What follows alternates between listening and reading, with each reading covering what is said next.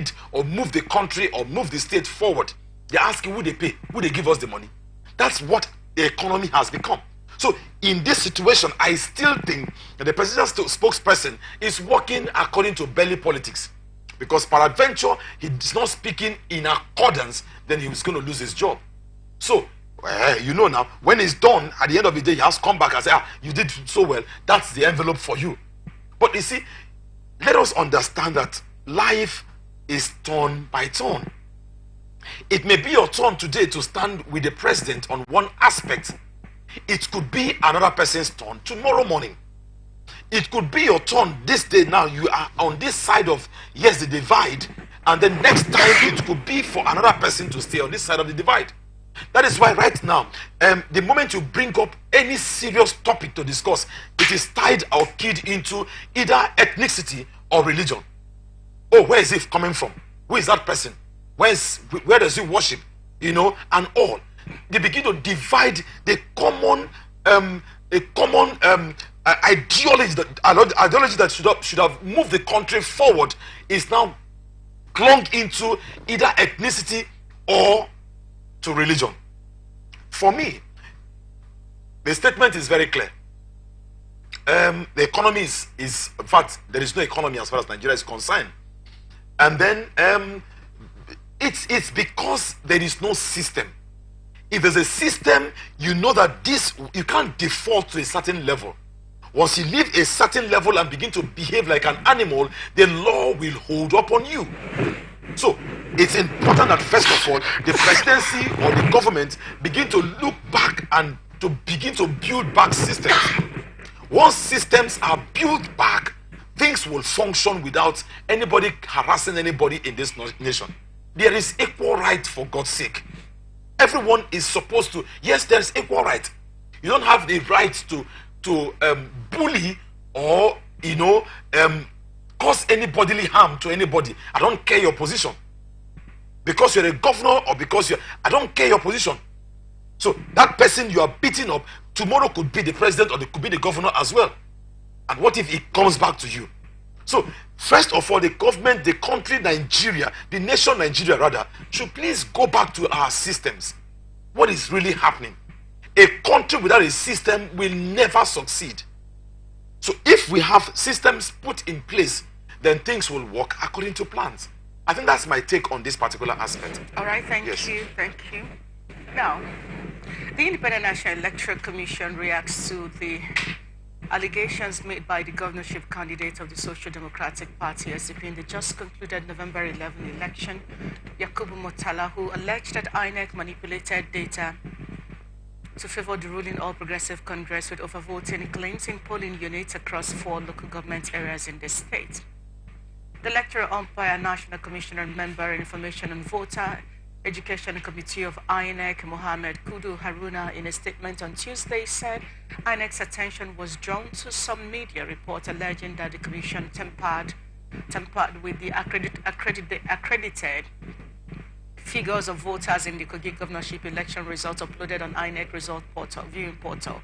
Haruna said the most accurate and up-to-date voters accreditation data is available in the bimodal voter accreditation system, BVAS, which is used for the authentication and accreditation of registered voters at various polling units on election day.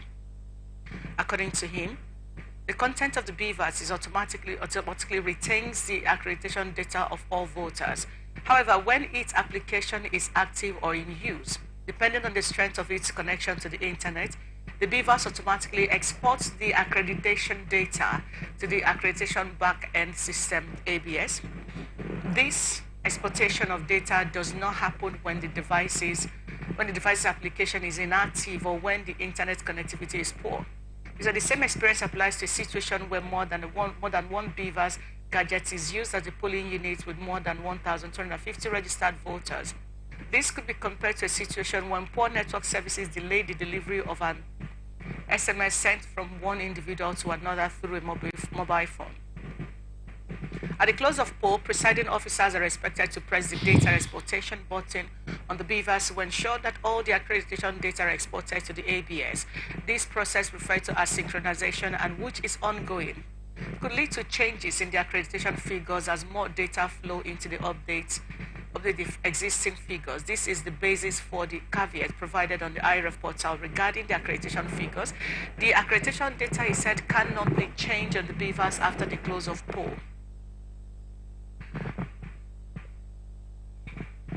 If I send you an SMS now, network, yes, can delay that till next tomorrow. Well, if indeed that SMS I sent you, there is an alternative source, shouldn't that alternative source be used to project, oh, I sent an SMS, in case the normal network delays, let me use WhatsApp, let me use Instagram, or any other method of communication. The essence is to ensure that the message is delivered. Now you're dealing with the public. You're telling us that the reason why the figures seen on the IREV may be different from what it originally is due to network connectivity issues. And is this a conversation we're supposed to be having at this point? If you were not ready for this, because it will be difficult for anybody to believe that that's actually what had played out. If you look at general elections and this off-season election, so if you were not ready, and you know that Nigeria is at the point where we cannot boast of any of these networks relativity in terms of active service delivery at part time, why did you even embark on this journey in the first place? Well, I will simply say that INEC is a complete disaster, and they are a big disappointment to Nigerians. The last election was a point where I went out with my wife. We had to travel, book a hotel, and all. We were there till the end of the elections. We saw everything that happened. We ensured that our votes count. And then it was the beavers were used and everything. But to my greatest surprise, when the results were mentioned, my polling units, the results from my polling unit was completely different from what we heard over the news. Now, if you are going to get an alternative from the regular pattern of election processes and proceedings, why don't you also consider the network provider? Must you always wait for a network provider to begin to give you such adjustments for you to do all of the things you're supposed to do?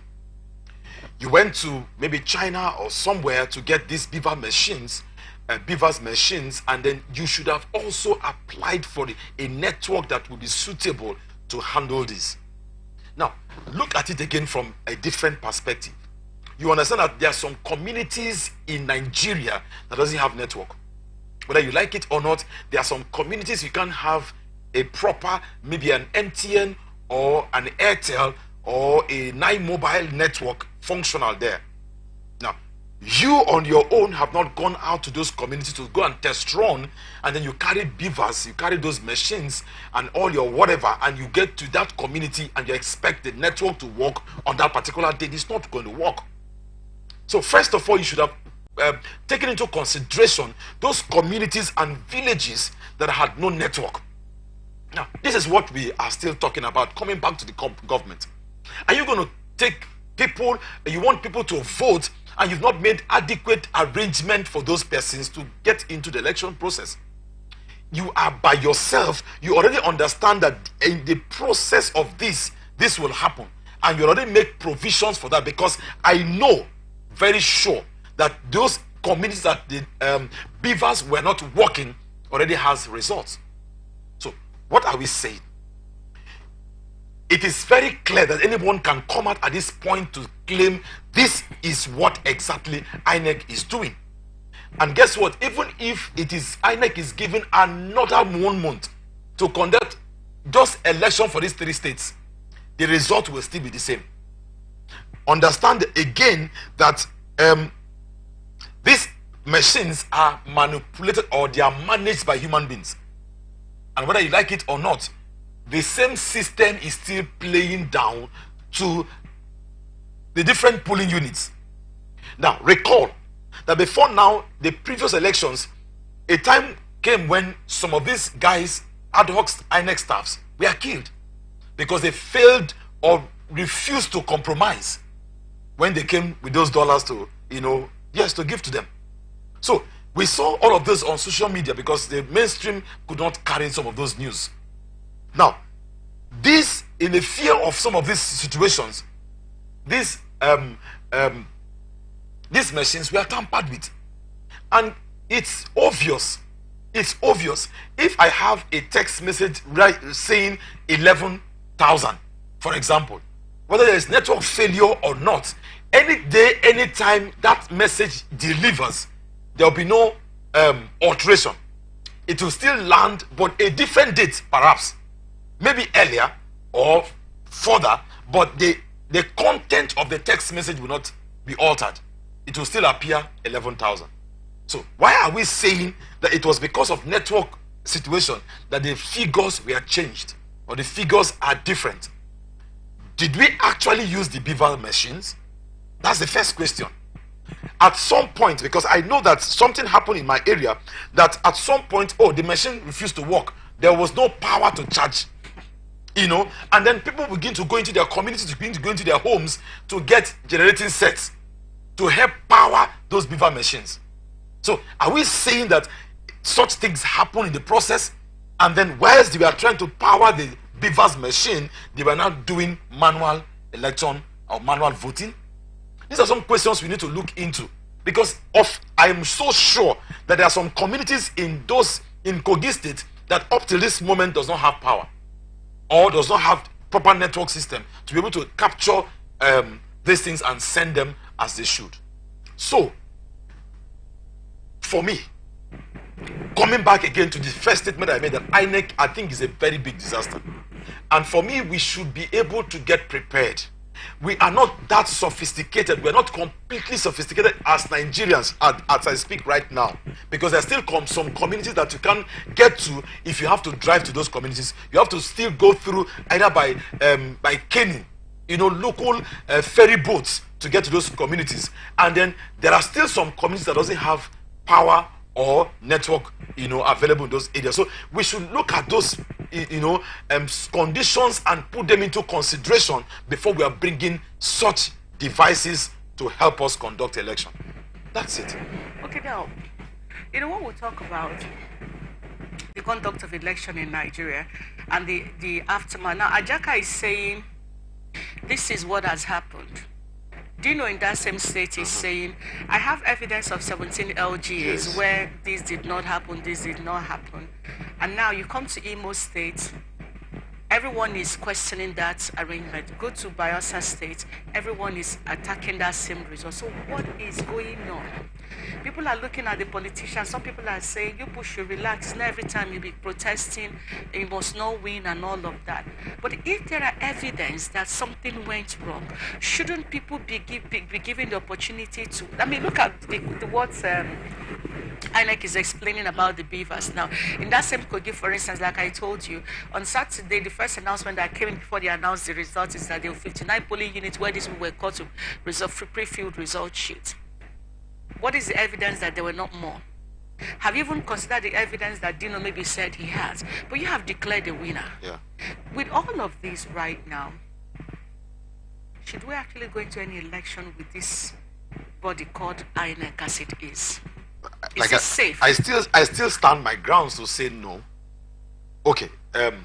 You and I know what happened with the presidential election. Mm-hmm. Yes. Before a proper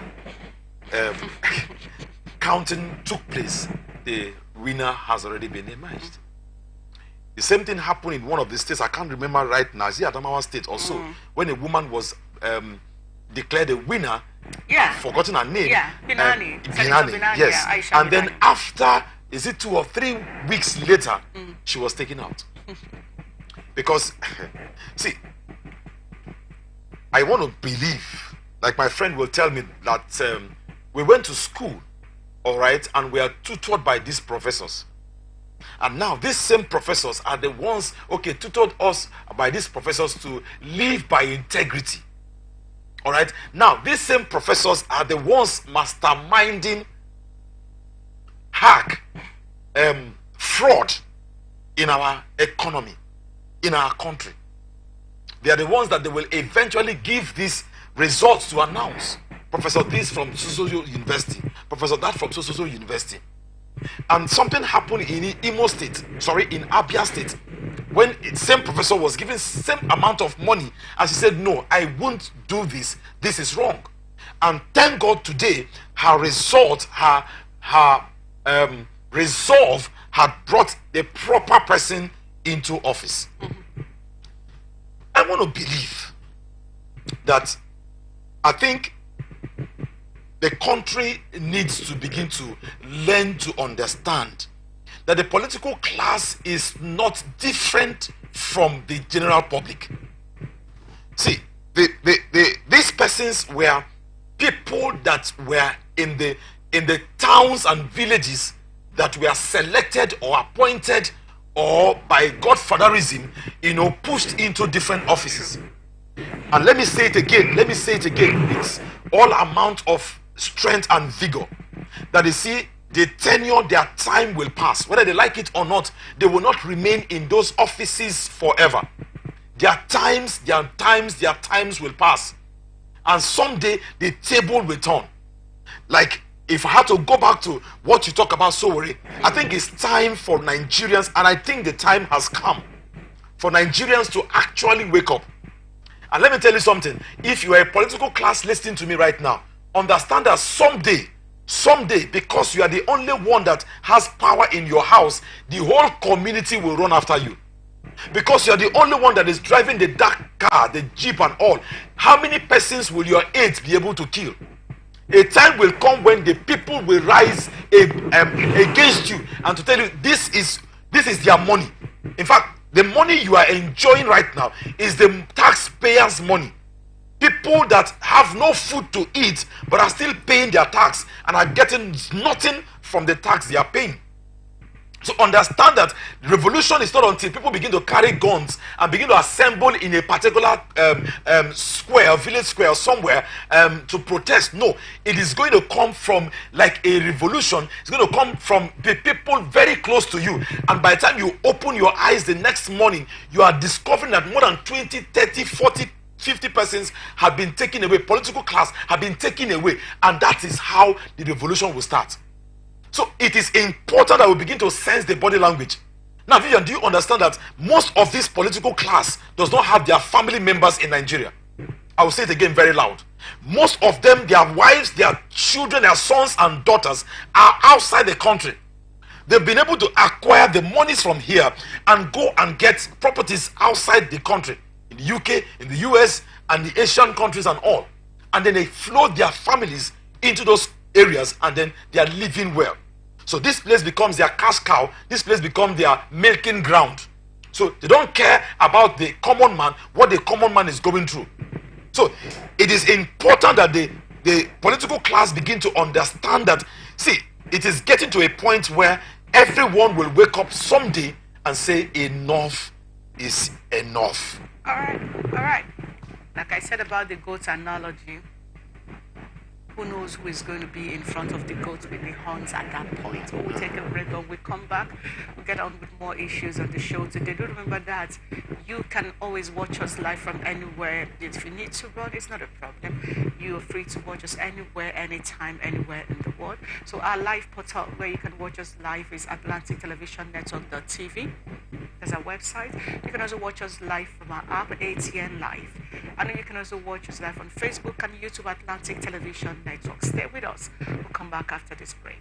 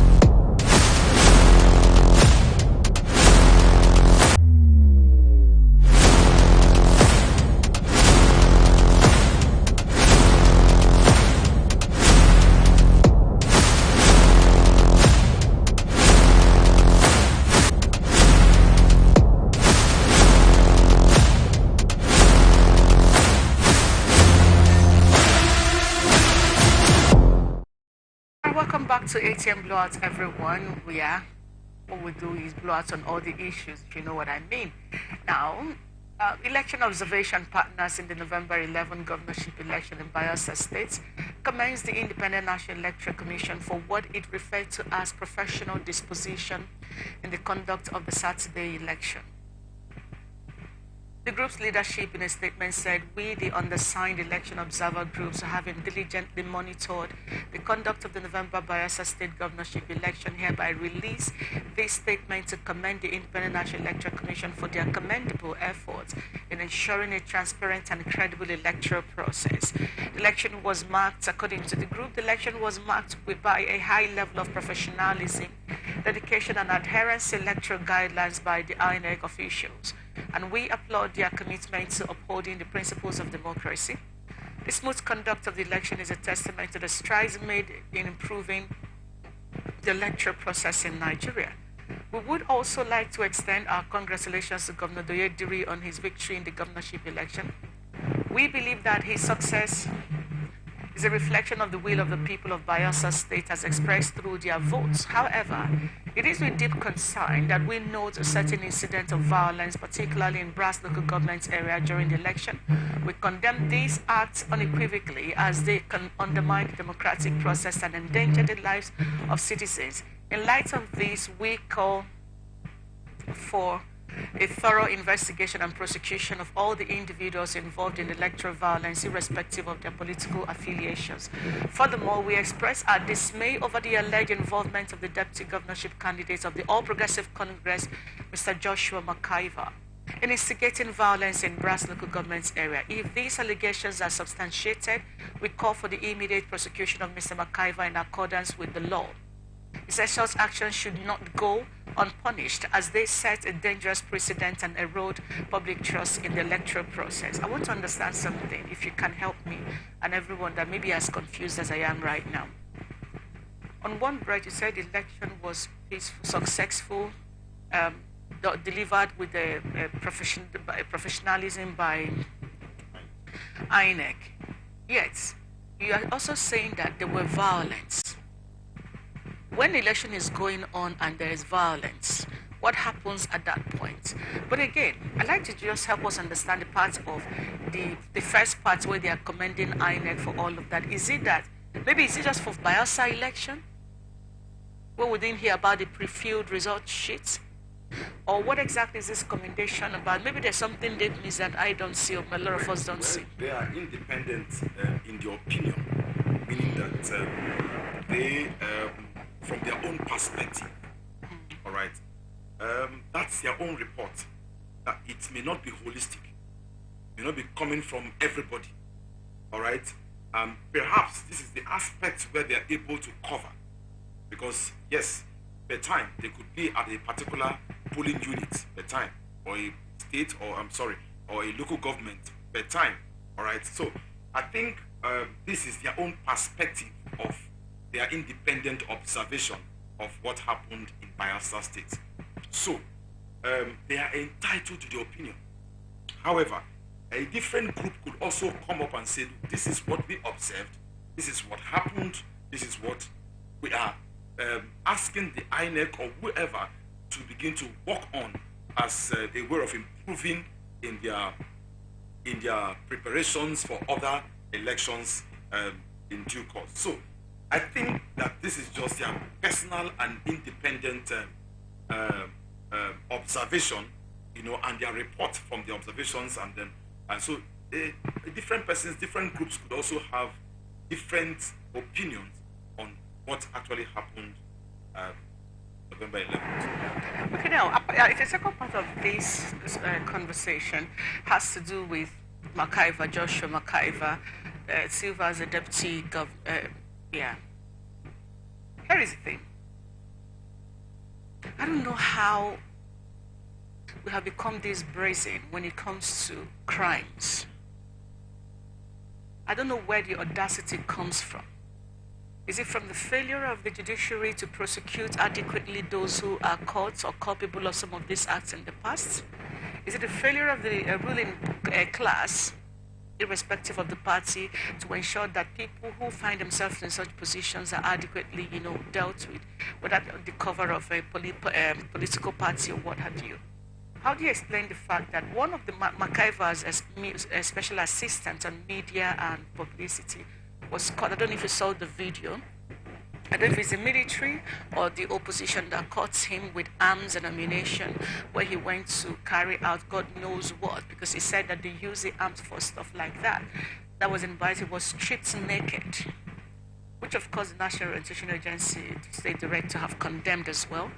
But what we do not truly, what do not add up is, how do you, as a Joshua MacIver, a deputy governor candidate, allow yourself to get to the point where you're seen with arms and what have you? Now the video already indicted him. This group is now saying that that better be properly investigated and dealt with, so they shouldn't be covered under the guise of party affiliation and all of that. Do you see anything coming out of that? And what do you think gives such people the impetus, the MacIvers of this world, the impetus to do some of the things they do? Yeah, if you ask me questions from this angle, I will still go back to my original point. It says that Nigerians are still experiencing or are operating our democracy from belly politics. Why do I say so? Why do I keep saying this? It's supposed to be an independent opinion, independent National Electoral Commission, independent. But are they truly independent? They have their say.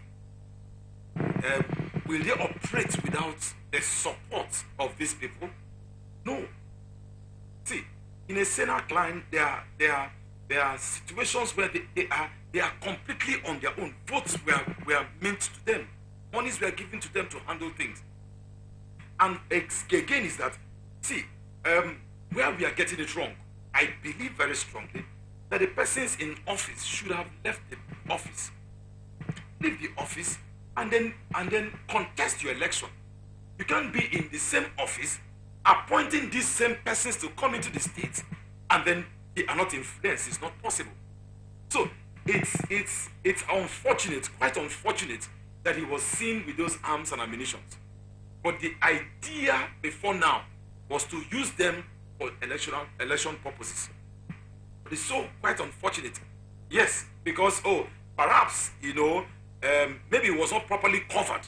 Else, it was not supposed to be even in the public at all. For God's sake, the governorship and the deputy governorship candidates are supposed to be in their different polling units, cast their votes, and go back to their homes. Not to be seen moving around everywhere where elections are going on. No. They're supposed to have shown good example to everyone that is within, that are willing to come to cast their votes. But no. They are seen moving around with arms and ammunition, and they are looking for people, you and I, to handle these arms and ammunition, to kill ourselves in the process of getting them become, who they want to become. Now, the question still comes, where are their children? Where are their sons and daughters? Now, if they get into a particular environment and they see these ones that, like I said before, belly politics, these ones that are hungry, or God give us something, and the man says, I will give you something on one ground. I have this one. Can you handle this gun? Go and do this and do that. And they say, if you can give me 5,000 naira, then I can go and do all of that. I'm sure this was the original essence, to go and disrupt the environment, the peace of the community where the elections are taking place. So, because we still operate on belly politics, there is nothing independent about our elections. The empire, from the umpire to the populace, to the judiciary, everyone is waiting for their turn. And the common cliche right now, go to court. If you can't, yes, yes. If you can't, go to court. Because they know that they have the box. They have the means to be able to manage and manipulate. So if you are going to court with your fund, you're going to probably sell your landed properties, or you have some money start somewhere, after a point, the money will finish. But they have already been sworn into office. and they're going to be using government money to be funding the elections or the process. So at some point you're going to get so tired and you get so frustrated. So it still boils down to belly politics. Nigerians, until we get to that point, my friend asked me, I told him, I said, what we are experiencing right now is not democracy. We are just middling, dangling, and just running, and until we get to that point where we can tell ourselves, see, I may come from the same tribe as you, but you are not qualified for this job. I may be from the same religion as you, but you are not qualified for this job. Until we begin to look at the people that are qualified, yes, qualified integrity, qualified academically, qualified morally, qualified, and have the knowledge to move our country forward. And these guys round pegs in round holes, then we are not experiencing or operating democracy, as it were. All right, thank you. It has to be said somehow.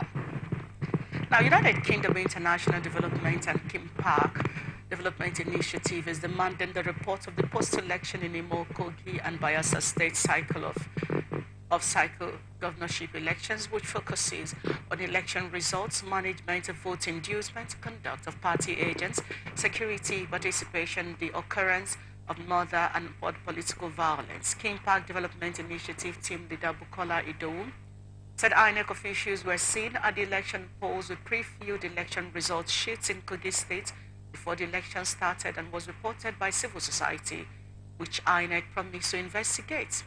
He said political officers were involved in vote buying, and that has engaged Nigeria in endangered Nigerian democracy, put Nigerian democracy in jeopardy, as the free will of voters cannot be guaranteed.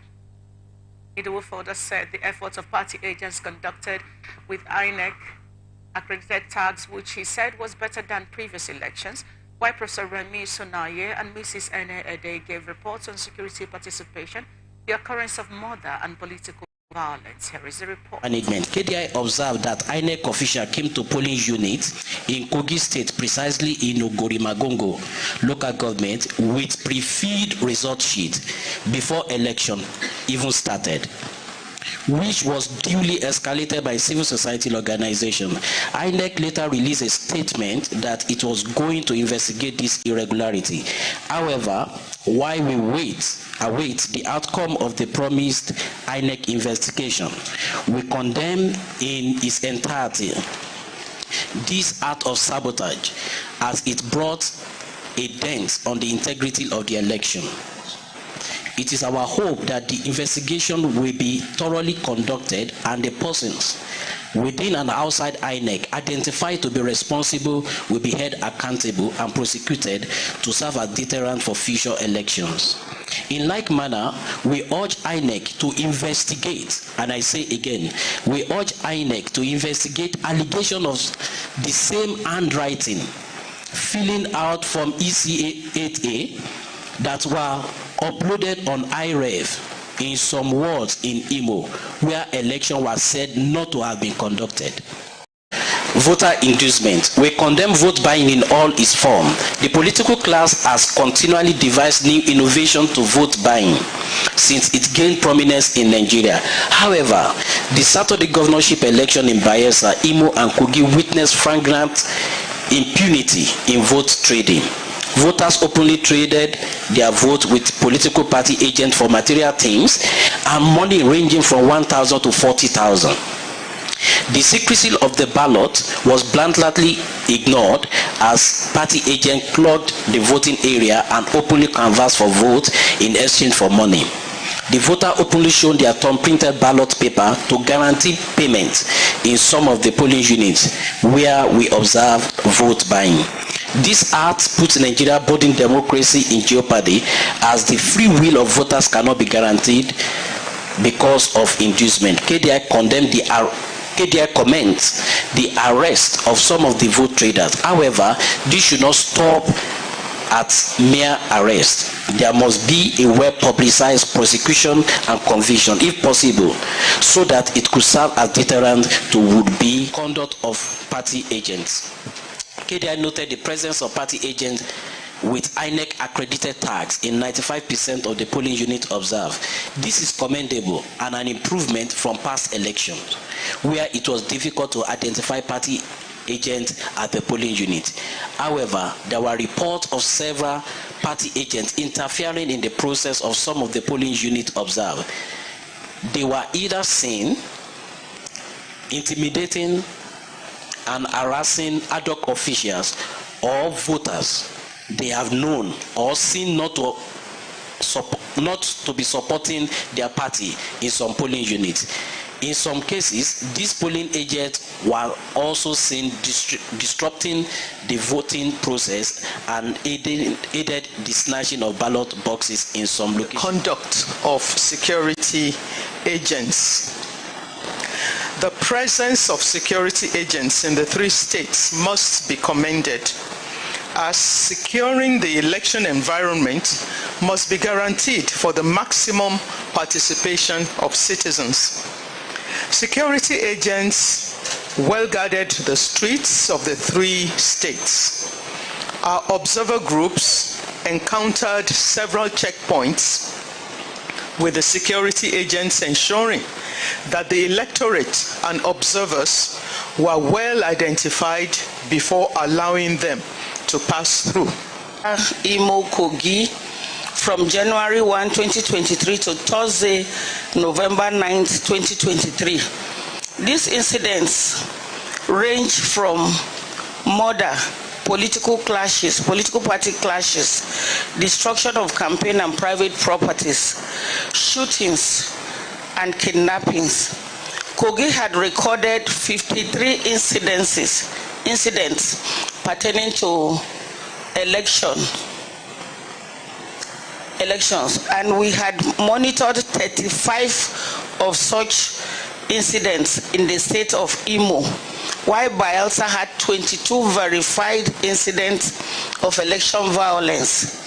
These violent incidents have been carried out by different perpetrators, including protesters, state actors, sectarian actors, cultists, and unidentified gunmen.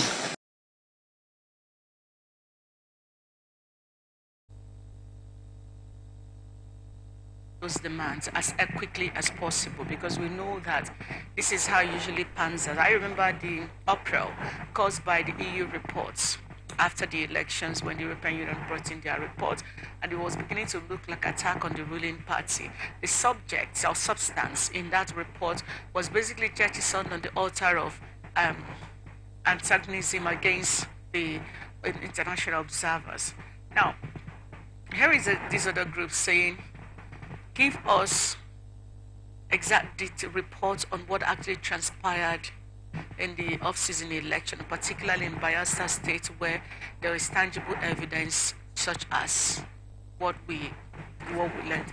Now, before INEC was prepared, there's a question I asked earlier, I'm going to bring it back. While INEC was preparing for the off-season election, a lot of persons had the concern like, why are these people who were not able to deliver as expected, with all the money invested into this, coming back to now want to deliver on this particular off-season election? When is the change going to come? When is the correction going to come? So for the outcome is not a surprise to a lot of persons. Now, this demand that this organization is making, do you think is going to see the light of day anyway?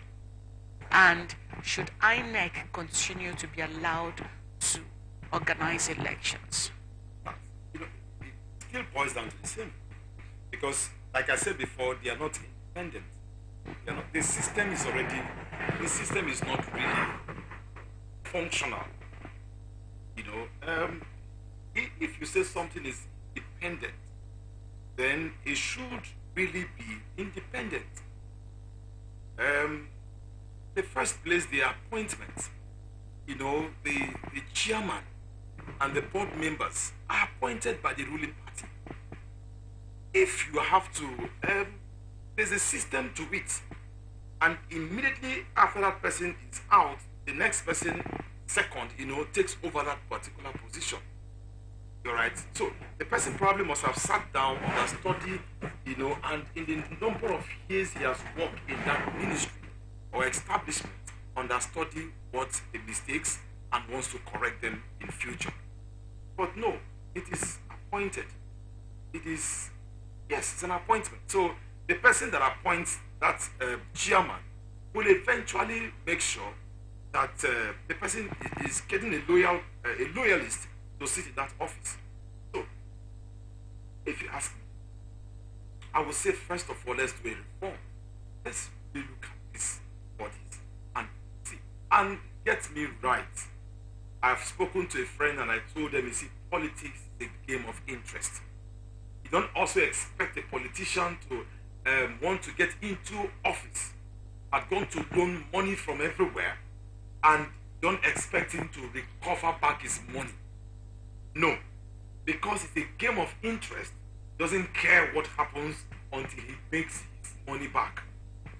And for everywhere he has gone to borrow money from, he has been given some certain amount of interest to pay on those loans. So he will, whether you like it or not, he will want to build back money and pay up his loan. So he will look for people that will help him deliver on the assignment. So is it truly independent? I'm not sure. I'm not sure. All right. I'm not sure. The Senate, let's look at another angle to the issues in the news, please. Nigeria Senate on Tuesday threatened complete privatization of the nation's postal service if the agency should continue to operate at a loss. The chairman of the Joint Committee on Finance, Senator Sani Musa, during the continuation of the 2024-2026 medium-term expenditure framework public hearing at the National Assembly complex in Abuja, lamented the lack of functionality of 9 post offices across the country and the abysmal revenue generation, particularly from stamp duties. In reaction to this, a member of the joint panel, Senator Ireti Kengibe, Labour Party FCT rep, said 9 posts should not be scrapped or should be turned to a revenue-generating agency. The only thing is that the agency was stuck in the 19th century analog operation instead of migrating to digital service for efficient services. There is nothing stopping NIPOs from digitalizing their offices across the country to offer electronic services for Nigerians, deliver government services at all local government areas, and even engage in financial services. The joint panel chairman on his ruling said, NIPOs should have been fully privatized before now because nobody is feeling their impact anywhere in the country. We are ready to recommend to the Senate in plenary the full privatization of the NIPOs, except the Postmaster General convince us otherwise.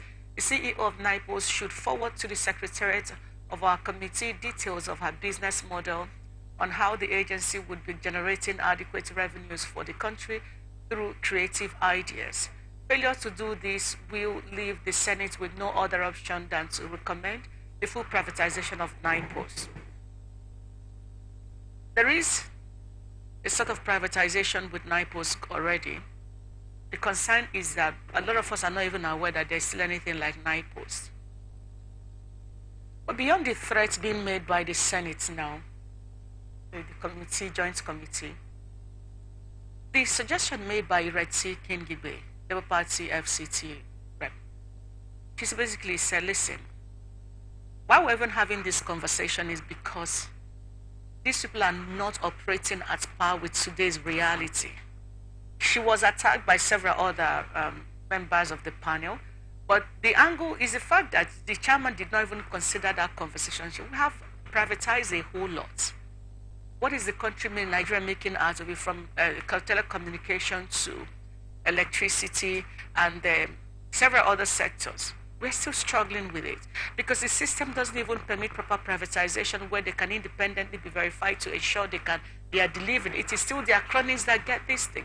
Why do you think it was difficult for the joint committee to listen to what King Kigwe said and really critically say, okay, can you give us something on that? Let's see how this will pan out. Is it the absence of what to do or how to do it, or the lack of understanding of what she just suggested as a way out of the quagmire that NIPOs have become? You understand that there's professionalism has to come to play. I'm an accountant. I study accounting, right? And if I get into a surgery, a surgery room or a hospital, I will submit myself, the medical doctor, carry out surgery on me. All right. So, and if it comes to the bank, if it comes to the accounting sector, he wants his money to grow, he will ask me, excuse me, how do I make my business grow? Because it's important that you allow people that are trained in certain environment handle things that regards that environment. If she has given a very valid, very salient point, you can't operate in the 21st century like we are right now with the same analog that had been there since 1930. It won't work. It won't work. And I post tomorrow, I still believe with Kingibe that it can generate a whole lot of money. Excuse me. If you still give it to the same persons they are talking about, it will still boil down to their friends and their sisters and their brothers that are not professionals in those sectors to manage them. So, whether you like it or not, 2 years, 3 years down the line, the same issue you are experiencing now will still come up. Why do I say so? I've seen a lot of times the establishments, the companies that are refusing to work, in quotes, were given out by way of privatization, and after 2 months, after 3 months, they begin to make money. What happened? The owner of the firm, the people, the partners, look for the best hands. They employ the best hands. They pay the best professionals to handle those areas. And see, for me as an accountant or for me as a business person, there is nothing like a dead business. It only takes a clueless manager from getting that business back to life. See, every business has its own ups and downs. In that situation, what have you done? How are you able to look at the past records to be able to understand where you are falling and then look for a way to begin to bring them back? Who are the persons working in those establishments? What is their remuneration? What is their payment like? Is it motivational enough to make them begin to think and think further on how to bring the company back to life? So I think these are a way to also Hamas well, because at the end of the day, they are still going to be the ones to begin to bid for the privatization of those that company, Nipos. When it comes to the open market, okay, they say it's in the open market, but they are still going to be the ones that will still bid and buy it over. That's what I think. This is a gradual way of just maneuvering things to themselves. At the end of the day, when they are out of the Senate, or when they are out of what they are right now enjoying, they go back to begin to enjoy from those areas. They're going to privatize it and give to their own brothers and sisters to begin to manage it, and they will manage it the own way they want to. But if the Senate listen to this woman, get the proper persons involved to handle and manage Nipos, give it 6 months, give it 2 years maximum, it will bounce back to life. That's what I think. All right. And in that same thought process, let's quickly look at something coming from Border. The Nigerian Customs Service, Command, says it has recorded a total of 350 billion naira above its 2023 revenue target, 1.96 billion naira, reflecting increase of 1.84 billion naira, which indicates 54.14% increase. The Command's Comptroller, Mr. Timi Bomadi, in a statement said, upon my assumption of duty on the 18th of September 2023, I pledged to adopt sustainable ways and means of dealing with smuggling, while the focus will be on using administrative and strategic levels to block revenue leakages. The command under my watch has made a notable impact in our key performance indicators, which are revenue collection, anti-smuggling operations, and facilitation of legitimate trade. The command continues to sustain tempo in harnessing all revenue components to achieving desired goals. The target for the command for the year 2023 966 billion, but as of the end of October 2023, the command has collected 350 billion, 3.50 billion naira. The revenue figure collected exceeded the allotted target of 1.966 billion by 1.084 billion, which represents a 55.1% increase. Commendable that between September, when he got into office, he's been able to achieve this objective. Probably kudos to his predecessor. But the concern here is, what do they trade in semi-border? The full report talked about trucks, seized goods, drugs, and all of that. Where was this auctioned? Who were the buyers? How did this? I read this story and I say, hey, because until we understand, it's not enough to bandy these figures about. Until we understand the true means of how the custom makes money. Semi-border. What do we trade in semi-border? This money, where did you get it from? What was exchanged for this money that now makes, okay, that is in the news, or something great you have achieved? How much check do they have to monitor these narcotics being peddled through some of these soft borders, or if you may? So you're the accountant, considering the job description of what the custom service is supposed to be. We are curious that according to him, between September and now, he's been able to generate this money and all of that. What do they trade on? You have idea? Like you rightly mentioned, what is their job description? I get into an office and I'm given a task. All right, do this, do this, do this, do this, this and that. And I took that job description and went into my office and began to look out for modalities on how to apply and achieving these objectives. You have asked the question, what do they sell? What do they deal on? The customs is responsible to look out for fake, look out for yes, they impound. I think that's basically what they do. They impound fake, illegal entry and all of these things we're talking about that you are able to impound. Where did you sell them? Who bought them? Were they fake when you bought them? Yes, when you impounded them, brother. Were they original products, good for consumption? So you impounded them. They don't meet the task or the duty, of being imported into the country. Now, you collected them or seized them, and then you still sold them back to the same people you are trying to protect. That's the point. Now, narcotics. Oh, you collected them, you arrested them, you whatever name you call it. How did you dispose them? Did you burn them off as you are supposed to have done, or you still recycle it back into the economy, into the society? Because that's what they did. If you look at how much was generated, it's not 10 naira. It's a huge amount of money. So it means that these items were still sold back into the economy, into the society. And you and I, Nigerians, still bought them. Perhaps a different consumer, a different producer, or a different wholesaler bought them, relabeled them.